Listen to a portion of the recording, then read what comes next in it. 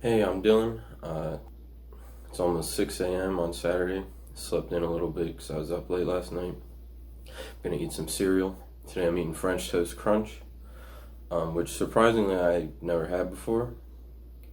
Um, Apparently it was a big thing for us 90s babies, but I guess I missed it, some kind of Berenstain Bears effect. And I haven't had it since it made its return because I kind of stay away from Cinnamon Toast Crunch as I'm not the biggest fan. I mean that very literally. I'm a fan. I'm just not the biggest fan. Um, like 80% or more of the people I survey would say that Cinnamon Toast Crunch is their favorite cereal, and it's good. It could even be great. I'll give it that. But favorite? I don't think so. But this isn't about Cinnamon Toast Crunch. It's about French Toast Crunch. So let's get pouring.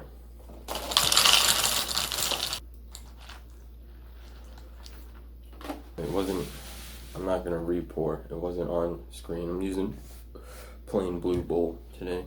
So right away, I want to say they nailed the French toast taste, and I would know because I eat French toast every day. It's the first thing I do every morning. I make myself 3 slices of French toast. I love find a good one. They're all good actually.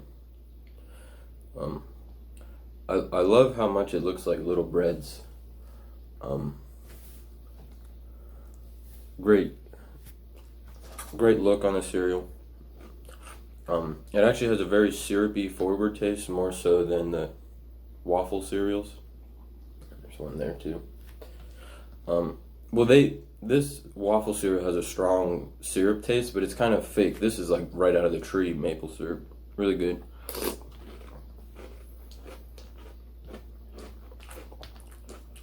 And yeah, the French toast taste is accurate. Really good. However, this isn't my first bowl. By the way, I've been doing some research.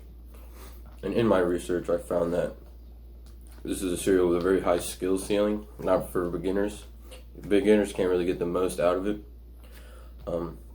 I made some charts to show what I mean, and these charts will also help to answer some of the questions I received on milk affinity.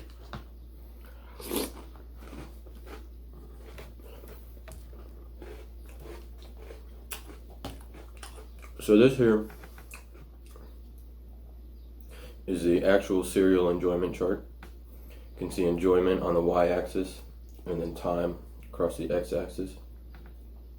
And this actually creates the misconception that cereal should be eaten in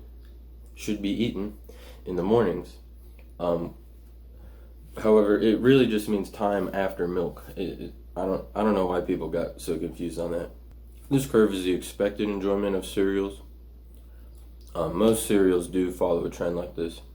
However, the blue line is the graph of the enjoyment of French Toast Crunch, where you can see it starts off really strong and then has a very small amount of time at peak enjoyment, higher than average.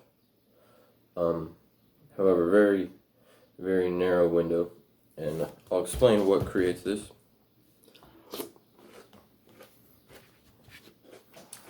See, I've already failed this bowl. I've already goofed in that explaining this I've already missed my window of opportunity on this bowl. So here's a crunch chart. So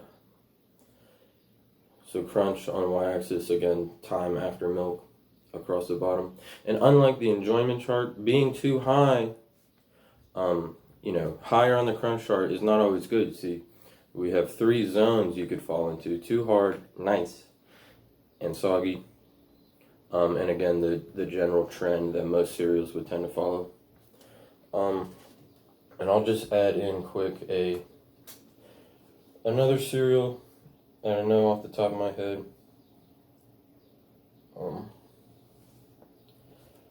See, something like, it's kind of difficult to see, Rice Krispies or Fruity Pebbles, a soft cereal, begins in the nice zone, but then falls off very quickly. And French Toast Crunch, man, this marker's fading.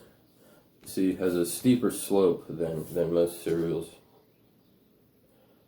So you get less time to enjoy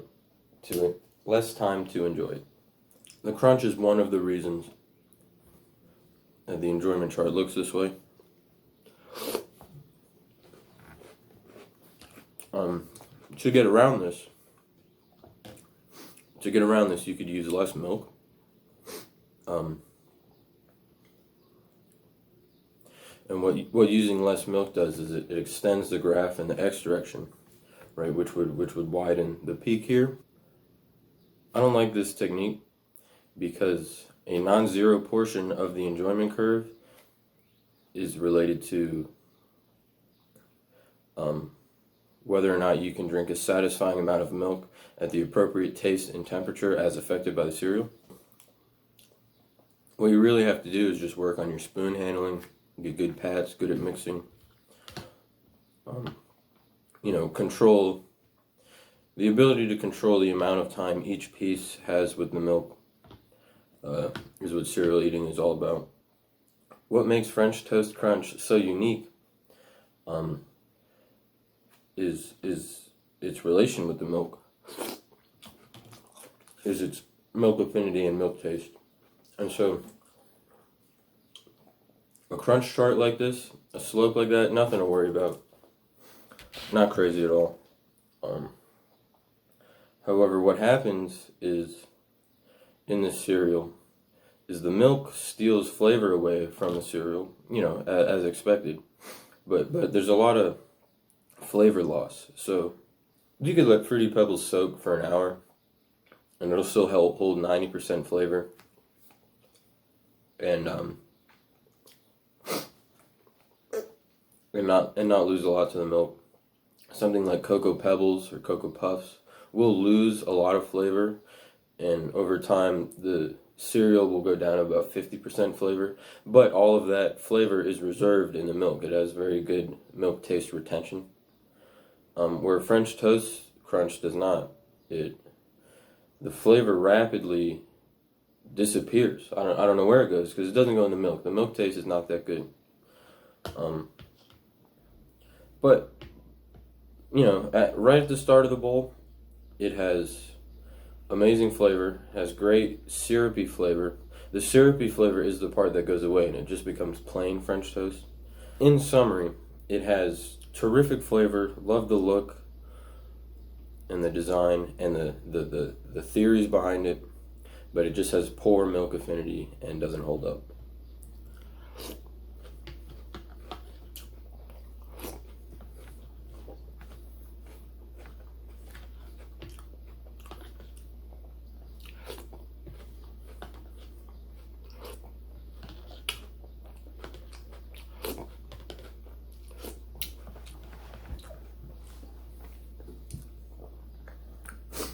Thanks for watching this video. I hope you learned something. I hope you have a great day. I hope you come back soon.